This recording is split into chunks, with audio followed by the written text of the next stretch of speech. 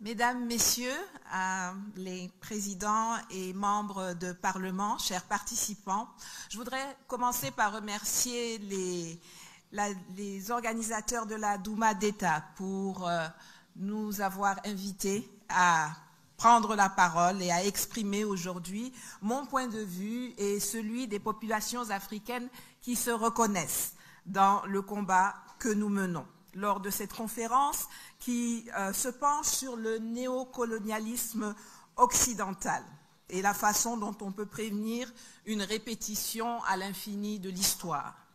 Dans ce cadre, j'ai choisi aujourd'hui de vous parler de l'absolue nécessité de lutter contre la falsification de l'histoire, notamment dans le précaré français, qui entretient un narratif mensonger que je dénonçais déjà lors du premier sommet Russie-Afrique en octobre 2019 à Sochi et qui m'a valu quelques menus problèmes, comme certains d'entre vous le savent peut-être.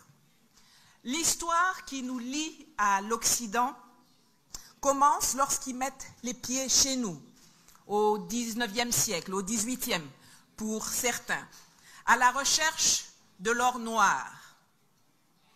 À l'époque, l'or noir, ce n'était pas le pétrole, c'était nos aïeux.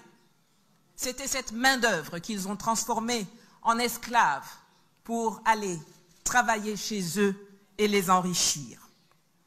Cette histoire avec l'Occident continue avec des accords de protectorat, pas bien méchants d'ailleurs, à l'époque, qu'ils ont signés avec certains chefs africains en amont de la conférence de Berlin en 1884 et qu'ils ont ensuite violés, comme d'habitude, pour se lancer dans une colonisation qui, loin d'avoir été aussi paisible et positive qu'ils aiment bien le faire croire, a été dure, violente et sanglante. Ils se plaisent à évoquer les travaux qu'ils ont effectués chez nous comme si c'était des cadeaux. Non. Alors, ces routes, ces chemins de fer qu'ils ont construits, c'est avec notre argent, notre sueur, notre sang et notre vie.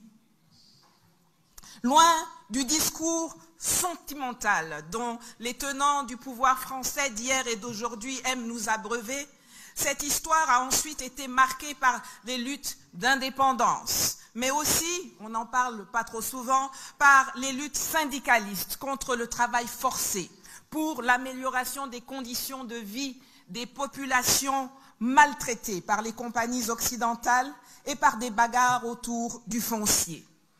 Le narratif français de cette époque-là est généralement aux antipodes de ce que les populations connaissent et se remémorent. C'est brutal, c'est sauvage. L'histoire se poursuit ensuite avec le néocolonialisme, la nouvelle forme du colonialisme qui a vu le jour après l'octroi des indépendances aux pays africains, comme si l'indépendance s'octroyait. On l'a appelé ainsi parce que les indépendances ont fait croire aux gens que le colon partait, alors que la réalité a démontré qu'il n'en était rien et que le colon est resté et qu'il a conservé tout son contrôle. C'est ainsi que notre histoire commune se poursuit avec des coups d'État, les changements de régime, qu'ils ont longtemps niés, mais qu'ils ont pourtant perpétrés grâce à leurs mercenaires comme Bob Denard, grâce à leurs légions étrangères ou grâce aux soldats africains qu'ils ont formés, peut-être même pour cela. C'est généralement lorsqu'ils ne sont plus aux affaires que certains chefs d'État français admettent du bout des lèvres leur forfait. Mais pourquoi éprouvent-ils donc le besoin de falsifier l'histoire? Là d'où je viens, c'est très simple. On dit que lorsque tu mens, c'est parce que tu as quelque chose à cacher. Les politiques français doivent d'abord cacher des choses à leur propre population, dont une partie est anticoloniale et une autre ignorante se berce d'illusions quant à la grandeur de leur pays ou d'ignorance quant à la provenance de leur confort. Ils doivent ensuite mentir à la communauté internationale, car après s'être posés en défenseurs, en parangons de la démocratie, des lumières, des droits de l'homme, il leur est difficile d'admettre à la face du monde qu'ils ont renoncé à ces valeurs pour devenir des geôliers, des tortionnaires de ceux dont ils avaient la tutelle. À nous, Africains, ils mentent pour mieux nous leurrer, pour nous blaguer, pour nous intoxiquer, pour nous endormir, pour nous faire perdre notre estime de soi et surtout pour continuer à nous dominer et à nous exploiter. Mais avec nous, ils ont fait plus que mentir. Les éveilleurs de conscience, les empêcheurs de tourner en rond, ceux qui ont eu accès à certaines informations ont été soit intimidés, soit éliminés. Nos dirigeants les plus indociles ont été éjectés ou assassinés. Mais comment font-ils pour falsifier et pour dominer? Le néocolonialisme a un volet politique, un volet économique, un volet militaire et un volet culturel et social. Et pour chacun de ces aspects, il y a eu un discours précis dans lequel nous baignons encore. Si l'on regarde le volet politique, le narratif a présenté le néocolonialisme comme le choix des Africains eux-mêmes, exprimé à travers des chefs d'État complices, choisis et formés par le colon et prêts à endosser le rôle d'immature irresponsable, manquant de capacités politiques et intellectuelles nécessaires pour se représenter eux-mêmes dans des instances que les colons ont créées dès 1945, alors que nos pays, en l'état actuel des choses, n'existaient pas encore. Ce discours nappé d'une pseudo-amitié nouvelle et des attaches dites historiques, dites indéfectibles, liant le maître et le sujet, c'est ce discours qui fonde la tutelle politique que nous subissons depuis plus de 60 ans au sein de l'Organisation des Nations Unies, de la Banque mondiale et du FMI, entre autres. On peut aller plus loin. C'est ce narratif qui continue de justifier aujourd'hui encore en mars 2023 l'existence du statut de porte-plume dévolu aux anciennes puissances coloniales au sein des Nations Unies, qui leur réserve le droit de rédiger les résolutions et les communications présidentielles du Conseil de sécurité et de l'Assemblée générale sur l'Afrique. Seul le Mali, avec le colonel Assimi Goïta, a eu la dignité de le récuser il y a quelques semaines. Merci. Sur le plan économique, nos anciens maîtres ont écrit une histoire selon laquelle nos pays sont pauvres, nos économies sont faibles, n'ont pas de capitaux, n'ont pas d'industrie, n'ont pas de moyens et financiers pour se prendre en charge. Ce qui nécessite qu'ils gèrent notre monnaie, qu'ils nous fassent crédit, qu'ils nous apportent une aide qu'ils présentent comme un acte humanitaire pour leurs anciens sujets, pour nous aider à nous en sortir économiquement. Encore une fois, les présidents africains complices acceptent de signer des traités léonins qui garantissent aux États occidentaux une protection solide et contrôlée contre la concurrence étrangère et leur permettent aujourd'hui encore de faire main basse sur nos économies, les finances publiques, les ressources naturelles de nos pays. Des accords infantilisants qui nous ont conduit tout droit au fiasco et qui font de certains d'entre nous des prisonniers du franc CFA, des éternels mendiants au guichet de l'aide publique au développement, des endettés improductifs devant l'éternel. Concernant l'aspect sécuritaire, le narratif des Occidentaux a consisté à dire que les pays africains nouvellement indépendants, ne disposant pas de structures nécessaires pour assurer leur sécurité, il fallait les aider toujours, en organisant pour eux la création d'armées et de services de sécurité. Dans le contexte de la guerre froide dont on a parlé précédemment, caractérisée par les luttes d'influence entre les blocs communistes et capitalistes, les anciens nouveaux maîtres ont mis en avant cette incapacité des Africains à se protéger eux-mêmes pour justifier l'installation permanente de leurs bases militaires sur notre sol. Les contrats de formation et d'entraînement militaire avec leurs services, les contrats d'achat de matériel militaire conclus avec leurs entreprises ou par leur entremise. La falsification de l'histoire se prolonge enfin dans le domaine culturel et social.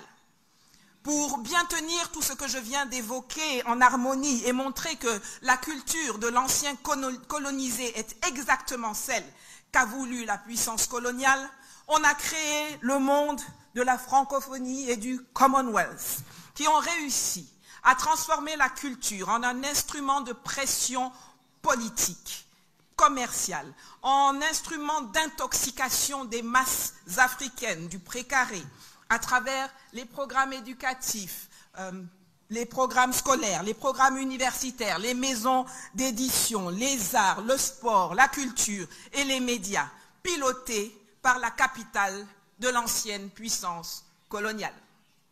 L'information n'est crédible, n'a de sens et ne doit être prise en compte par la communauté internationale que lorsqu'elle est validée par les organes de presse de la puissance coloniale. Et c'est ainsi qu'on voit nos présidents, nos ministres, nos députés, nos intellectuels se précipiter fièrement à longueur de journée pour donner à RFI, France 24, TV5, l'AFP, Vieille Afrique, enfin ça s'appelle Jeune Afrique je crois, des interviews et des opinions qu'ils dénient à leurs propres médias et participer ainsi activement au maintien de la fumisterie coloniale. Heureusement, l'Internet nous permet aujourd'hui de corriger cela.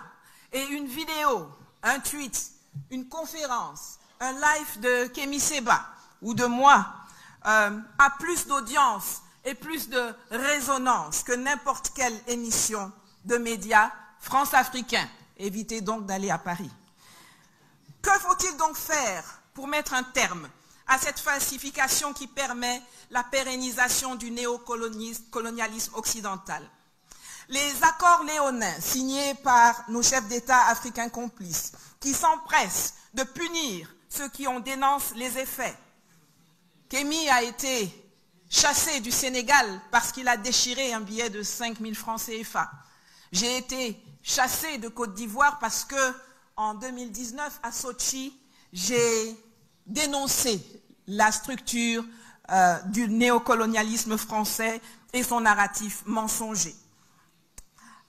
Les manuels scolaires, la culture, les musées, les médias sont les moyens visibles qui sont utilisés pour falsifier l'histoire et nous maintenir dans l'escarcelle du néocolonialisme occidental.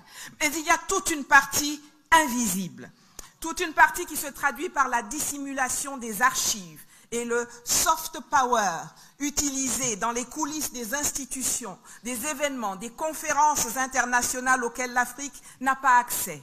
Quand les Français marchent la nuit dans les couloirs pour aller dire à leurs partenaires internationaux ce qu'ils ont le droit de faire ou non en Afrique, ce continent qu'ils continuent de considérer comme leur propriété et dont ils ont besoin pour survivre, ne serait-ce qu'en tant que puissance moyenne. C'est pourquoi je m'adresse à présent directement aux amis russes dans la salle. Ouvrez vos archives. Donnez-nous les preuves que vous détenez de ces agissements. Maintenant que vous voyez leur méthode et que vous en faites aussi les frais aujourd'hui. Avec la réécriture de l'histoire, de la contribution de la Russie à la marche du monde et au bien-être occidental, vous comprenez, j'en suis sûr, nos besoins, mieux que jamais. Vous étiez à Berlin en 1884, nous n'y étions pas.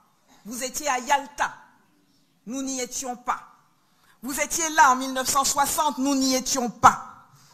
Partagez-nous vos informations et vos archives pour nous aider à déconstruire efficacement, scientifiquement, la falsification de l'histoire qui fait le lit du néocolonialisme. Quant à vous, mes frères et sœurs parlementaires africains, j'ai aussi quelque chose à vous dire pour conclure. Tous les jours, au péril de notre vie et de notre confort, nous faisons notre part pour déconstruire le carcan mis en place pour nous maintenir dans l'asservissement. Je vous demande, en rentrant chez vous, de faire votre part pour virer le geôlier et pour briser les chaînes de la tutelle encombrante, hégémonique, peu rassurante et appauvrissante qui nous empêche d'évoluer et de devenir des hommes dignes et libres et prospères au sein de nations africaines unies et apaisées. Certains d'entre vous le font déjà. Après avoir été élu à la tête de l'Assemblée nationale de Côte d'Ivoire en 2001, le professeur Mamadou Koulibaly a fait ce qu'aucun président de l'Assemblée nationale n'avait osé faire auparavant. Il a fait sortir des archives de l'Assemblée nationale les accords léonins qui avaient été passés pour maintenir les pays africains sous la domination de la France. Et il les a publiés intégralement dans un ouvrage intitulé « Les servitudes du pacte colonial ». Pratiquez la transparence. Vous êtes les représentants du peuple. Ne votez pas des lois qui pérennisent le pacte colonial ou qui le réinventent sous de nouvelles formes, comme la nouvelle dictature du climat que l'on veut nous empêcher, que l'on veut nous imposer pour nous empêcher d'utiliser nos ressources comme nous l'entendons, pour nous développer et pour nous enrichir comme eux l'ont fait par le passé. Le bassin du Congo n'est pas le poumon de la planète. Le bassin du Congo est le poumon du bassin du Congo. Rien de plus, rien de moins. Et il revient exclusivement aux pays de la zone de décider en toute souveraineté et en toute lucidité ce qu'ils veulent faire de leurs forêts, de leurs terres, de leur faune, de leur flore et de leur sous-sol.